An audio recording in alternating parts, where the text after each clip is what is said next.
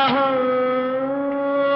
ఒక మనసుకు నేడే పుట్టిన రోజు, అహో తన పల్లవి పాడే చల్లని రోజు,